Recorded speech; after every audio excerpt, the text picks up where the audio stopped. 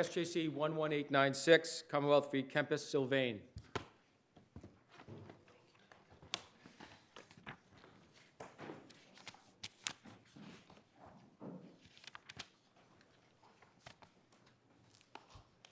Good morning, Ms. Campbell. Good morning.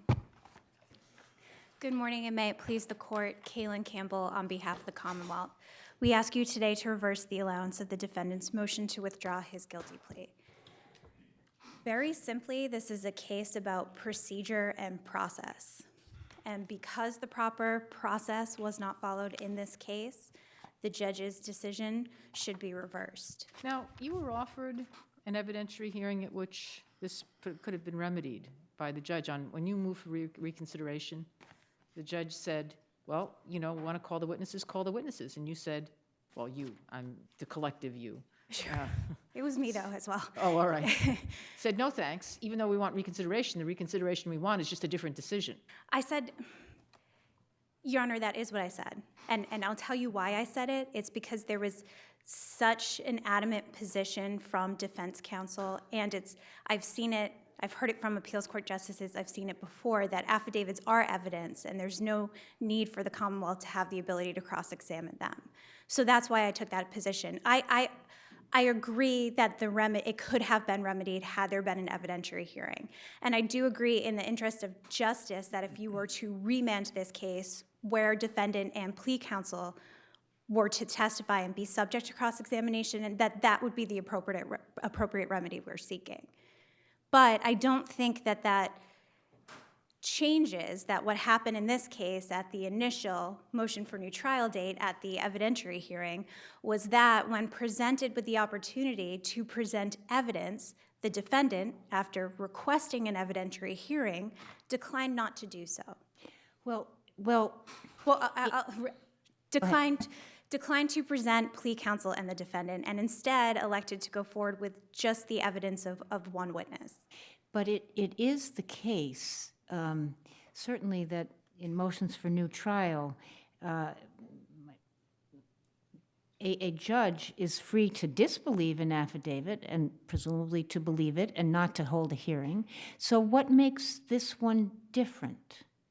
Sure, a judge can do that. I would point to the rule itself, the text of Rule 30C3, in which it says that a judge, in the language of the rule itself, it says that the judge may rule on the issues if no substantial issue is raised by the motion or affidavit. So that concerns denying it if no substantial issue is raised.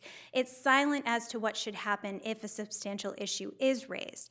In the reporter's notes, it does say that where a substantial issue is raised, the better practice, and I would say the best practice, is to conduct an evidentiary hearing. But in this case, was there really any fact in dispute? I wouldn't say fact in dispute, but I would say that the affidavits were incomplete. Okay. In Padilla, the U.S. Supreme Court at least recognized circumstances in which a defendant would surely go to trial, regardless of how much of depending on the amount of incarceration he would be facing, the downside risk, that there are circumstances in which going to trial and losing are still better than being deported.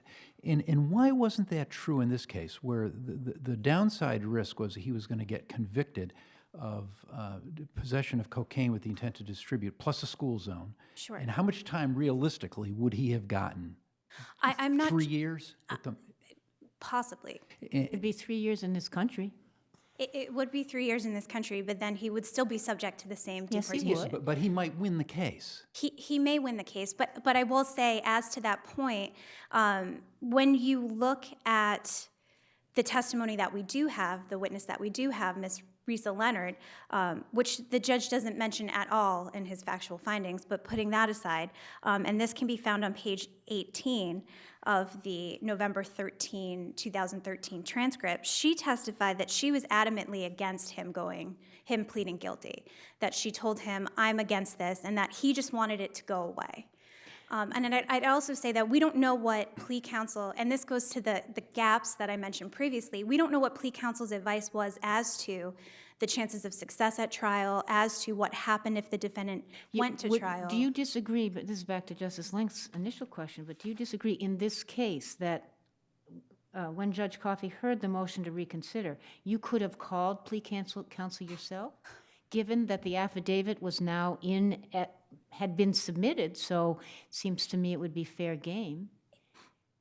I could have. It's not the Commonwealth's burden, is what I'll say. And I think that before you go down the road of requiring prosecutors to call witnesses, I'd say that it's a bad position to put prosecutors in, because what if the only submission is the defendant and it raises a substantial issue and defendant doesn't want to testify? Is a prosecutor then required to put the defendant on the stand? The same thing I can tell you, at least from personal experience, that even where this issue has been placed at issue by defendant, plea counsel a lot of times refuse to talk to the Commonwealth and refuse to give us any information because they think it would violate their ethical obligation. But he submitted an affidavit in this case. He did, but I can tell you that just looking at this in a broader range, I'm not sure that that's a place Right. where the court I was really the court focusing wants on to this go. case in particular. Understanding that, yes, but I'd say as a larger rule that no, I don't. But you know, part of the context here is the Commonwealth opposed the very idea of an evidentiary hearing, Yes, Your Honor. even though we sent it back for an evidentiary hearing, among other things, I think you sent it back for specific findings on prejudice. and said that an evidentiary hearing could be conducted if the judge deemed it appropriate. Yes. The judge deemed it appropriate and you opposed it. I opposed it before the judge deemed it. I opposed it. What happened is we showed up, as you can see from the transcript, the judge says this as well. He wasn't aware that there was going to be evidence taken that day. He had not made that initial determination of whether an evidentiary hearing was appropriate. He decided that day that, sure, we can have an evidentiary hearing. I opposed it just to preserve our appellate rights. I had You were against it before you were in favor of it or something like that? I have to be, Your Honor. Okay. Can I move a little bit to the merits and just trying to understand the chronology? Sure. He actually had pled guilty in the year 2000 to another drug case, Yes, received 2 years probation. correct. And am I correct that in 2005 or thereabouts, removal proceedings were actually initiated Correct. based on that conviction? Correct. All right, so he then moved to vacate that plea on the basis of ineffective assistance of counsel, is that right? I believe so. Our files, unfortunately, have been destroyed, so I, Don't know the circumstances. No. But whatever it was, that whatever it was, the plea was vacated. yes, And while that case was pending, this new arrest came up. correct. All right. The judge references his incarceration for yet another case, possession of ammunition. When did that come up? That occurred after this. It occurred, and let me just get the judge's, it occurred after this plea. I'm not sure when it occurred in terms of when these immigration proceedings initiated, but it was sometime after the 2007 plea. This plea is in 2007. Correct. He gets probation again. He's then arrested and convicted of illegal possession of ammunition. It was in Plymouth County, it is my understanding. He serves a year sentence for that.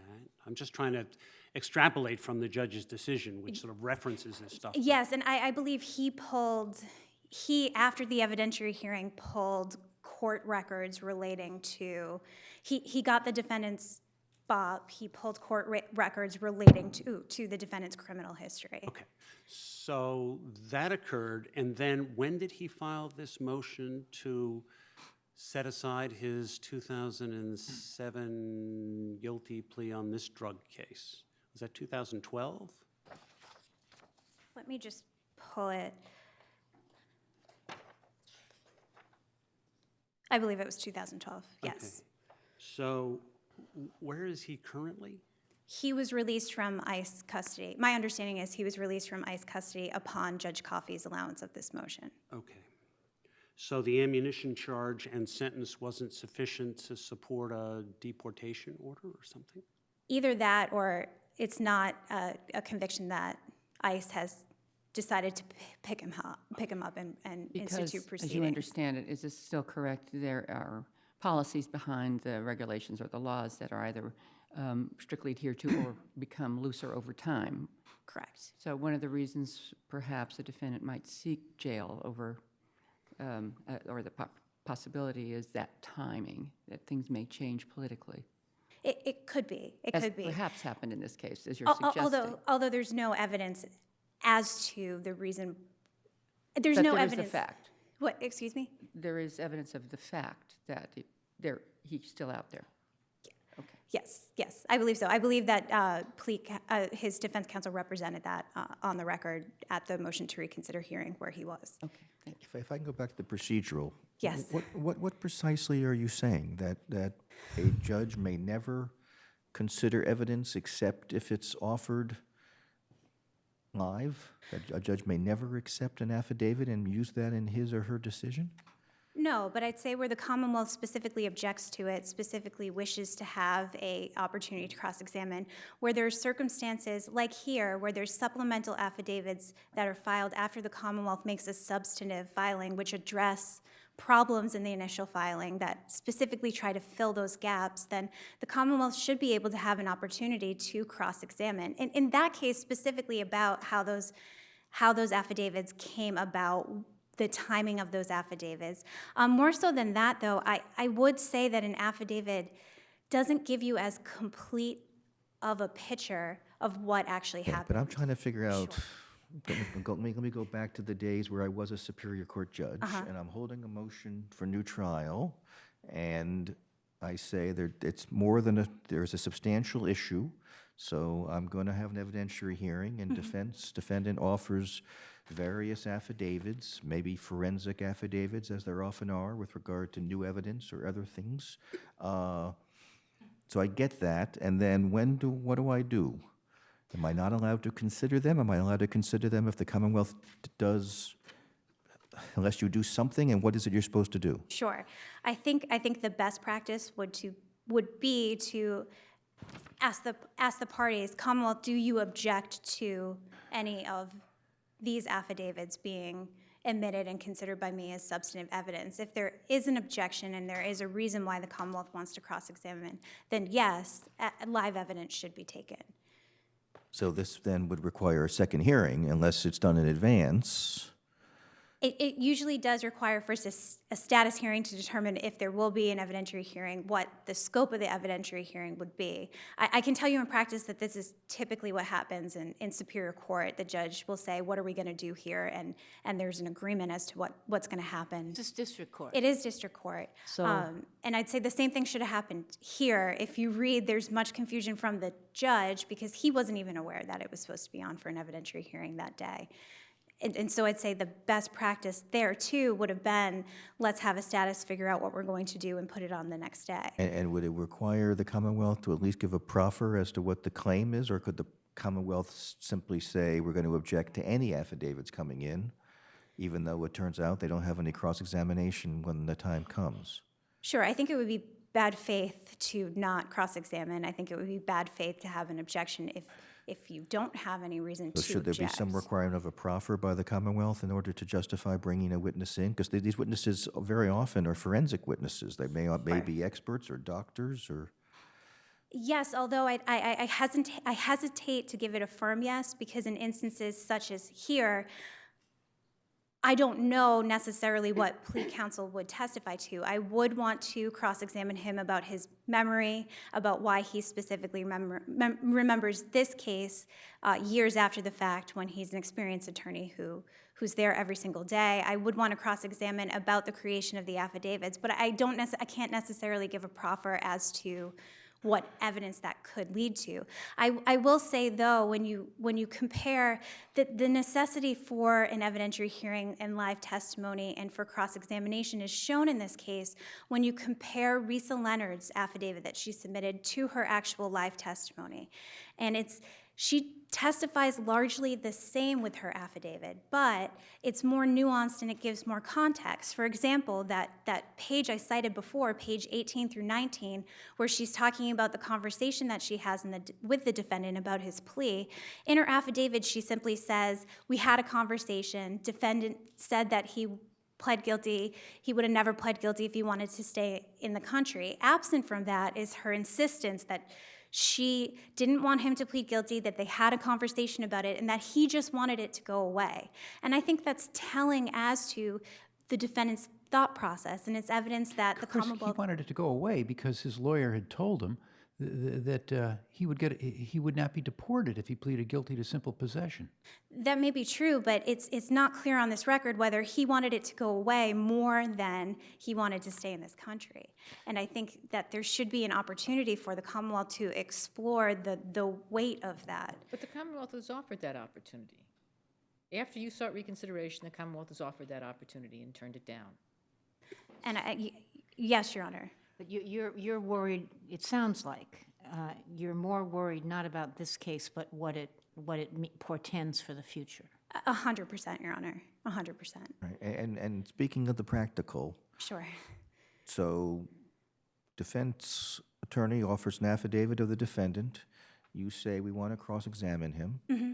If you do, can you ask him on the stand, did you commit the crime? And if so, is that going to be admissible at the motion for new trial, which means that if he gets a new trial, he's going to lose? I haven't thought of the answer to that question. I would say that he has,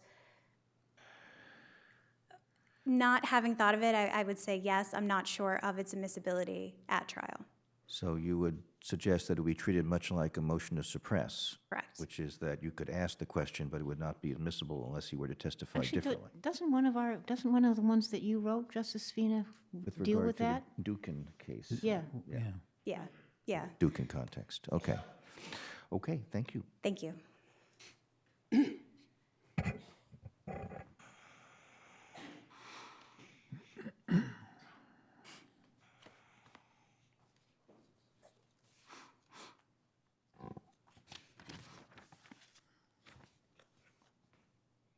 Good morning. May it please the court, my name is Laura Mannion Banworth. With me is Wendy Wayne, and we represent Campus Sylvain. Counsel, what were the special circumstances in this case that caused the judge to conclude that the plea should be vacated? At the time of his plea, Campus Sylvain had been in the United States for 11 years. He came here when he was in high school with his family. He had a 2-year-old son with his long-term partner. Okay. All of his family lived in the United States. He had no family in Haiti. At the time of the plea, he expressed to his attorney that he was particularly wary of avoiding immigration consequences should he plead guilty. All right, so the judge concludes that the length of his residence and family ties are not unique and are the same as any individual facing a similar situation. So the judge doesn't view that as a special circumstance, but rather as an ordinary circumstance. I suppose so. I think that what the judge does view as a special circumstance in this case is that because of those family ties, he was very clear to his attorney at the time that at all costs he had to avoid any immigration consequences. Okay, so that's not really a special circumstance. I mean, it seems to me, so what you're saying is if your client, because your client really didn't want to get deported, that made his circumstances special as opposed to he'd been here as a refugee or he'd been here since birth. I mean, he came here at age 17. Yes, and I think last month in Lavernenko, this court recognized that refugee status is a special circumstance. But we still have special circumstances. So really not wanting to be deported is a special circumstance? I think really not being deported to a country where you have But no family. I thought actually in this case there was more in the sense that he had been, he had gotten extremely close to being, he himself had been extremely close to being deported before.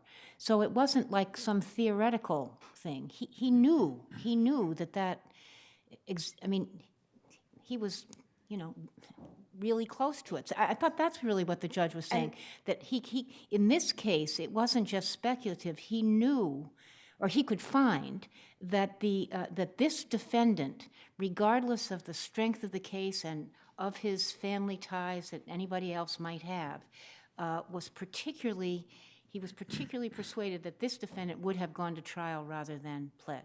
Yes, Your Honor, I think that's exactly right. But isn't that crazy? I mean, the fact that he was almost deported before because he pled guilty to drug offenses, but then was successful in having that plea vacated 5 years later because of ineffective assistance of counsel. If he really, really didn't want to be deported, why did he then go out and continue to engage in the drug business and get arrested again and then get released and get arrested again and go to jail? I mean, if he really, really didn't want to be deported, what's the problem here?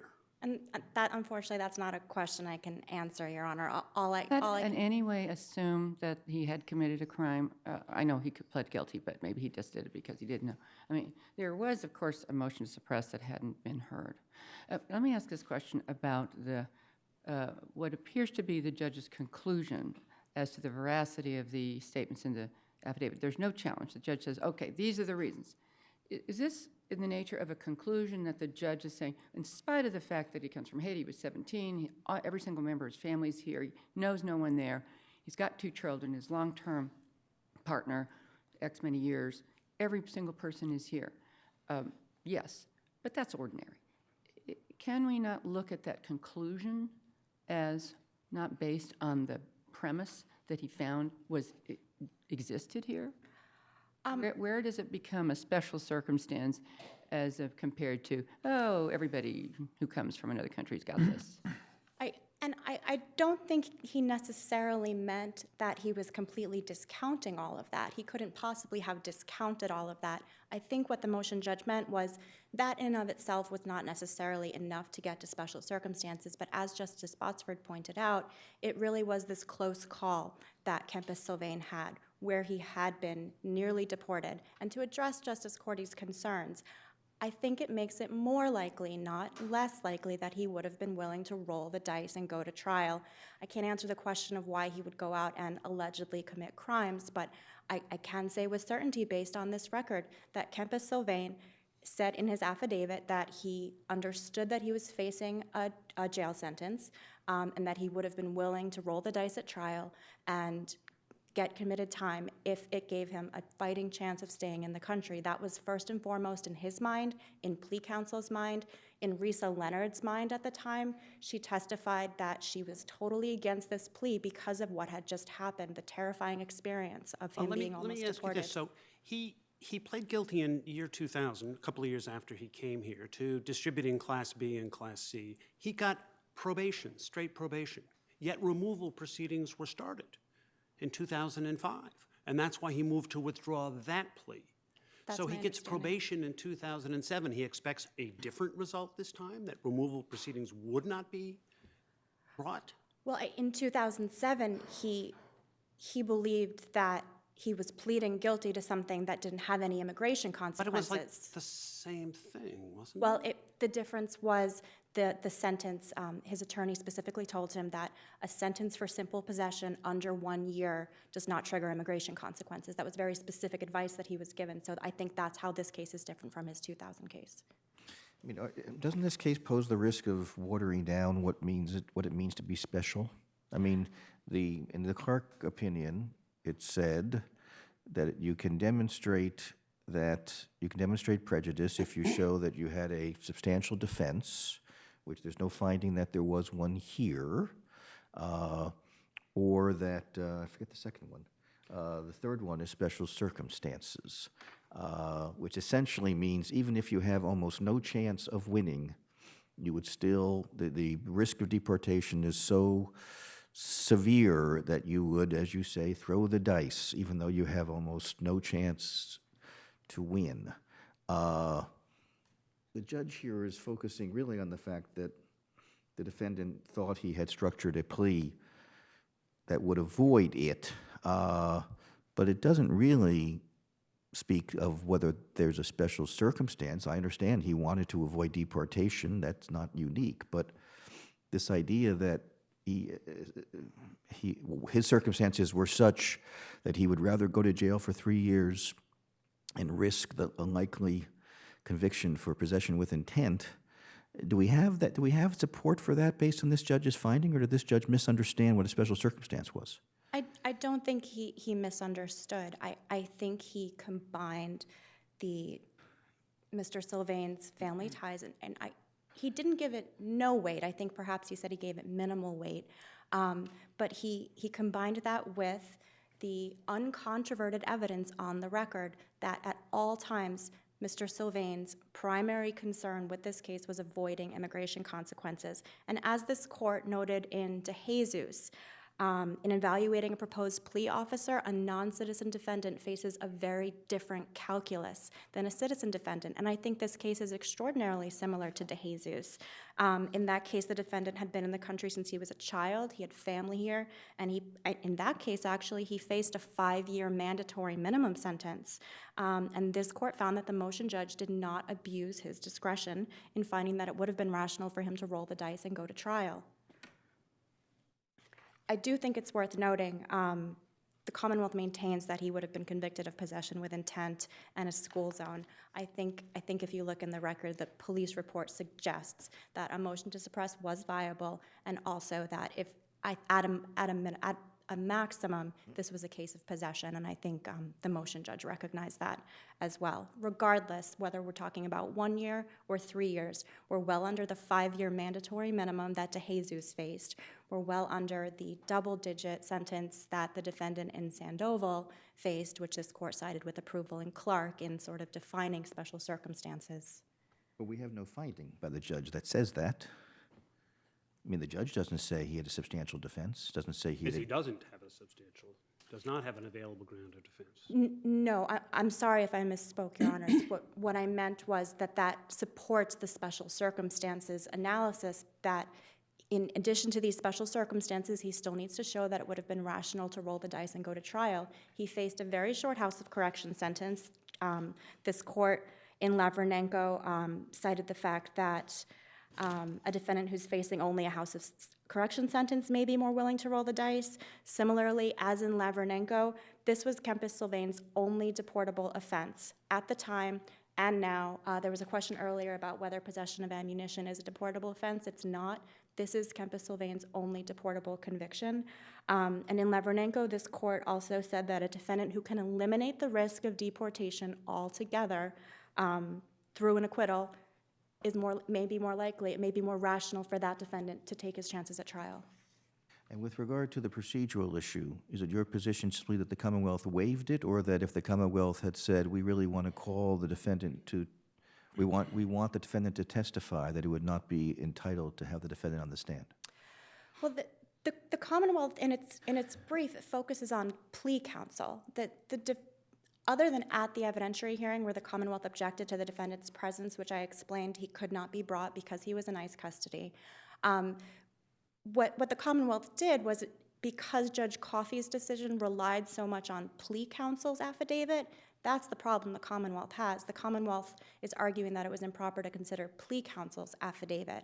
And I think I don't think the Commonwealth has the right to cross-examine every witness. They don't just get to say, I object, without proffering any reason for what they could possibly hope to elicit from, especially this attorney. Of course, in these circumstances, the defendant's entire theory is based upon a conversation that took place between the defendant and his lawyer, and the Commonwealth really doesn't have any other way to find out what was said in that conversation other than to have one of them testify.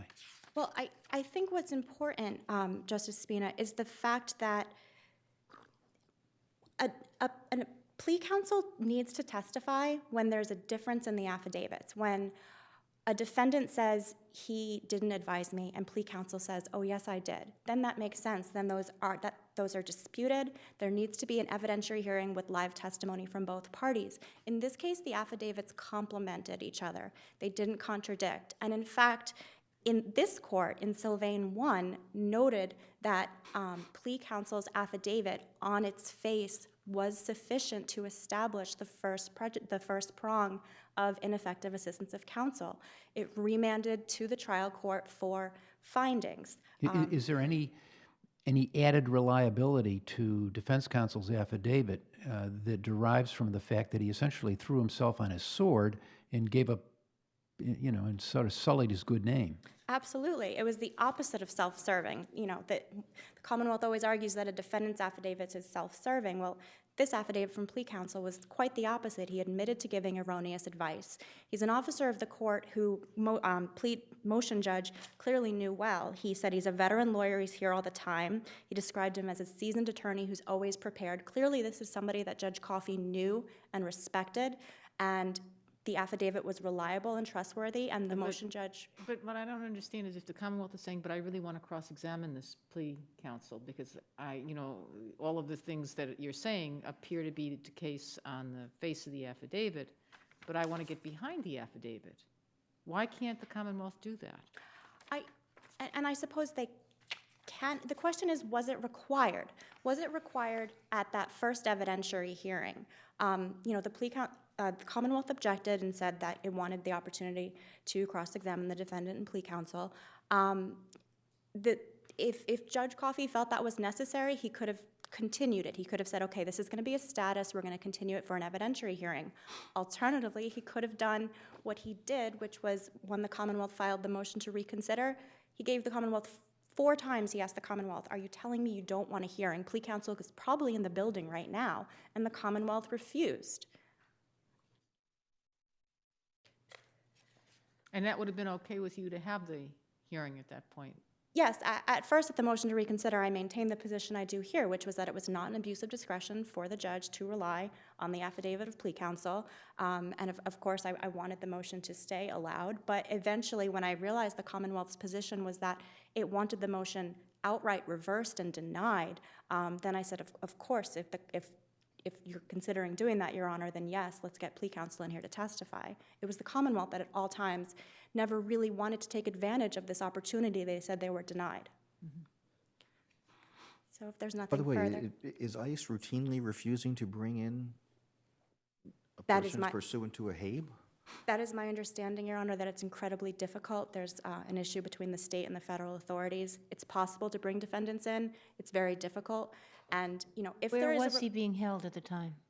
In Plymouth, in the Plymouth County Correctional Facility. When you say it's possible, does a procedure exist? I did call an attempt to get him habed in. Is that the procedure, a phone call? Yes, that's my understanding, that there's a phone call. And why are they allowed in some instances and not in others? It's not so, my understanding is it's not so much that it's allowed versus not allowed, it's whether it's followed through with.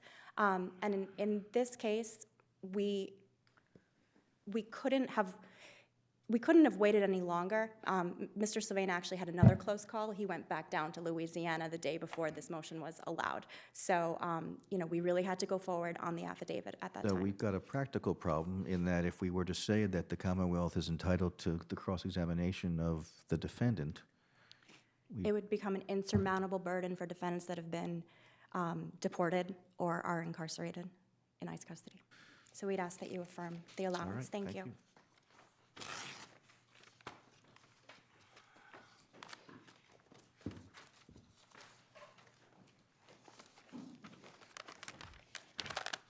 you.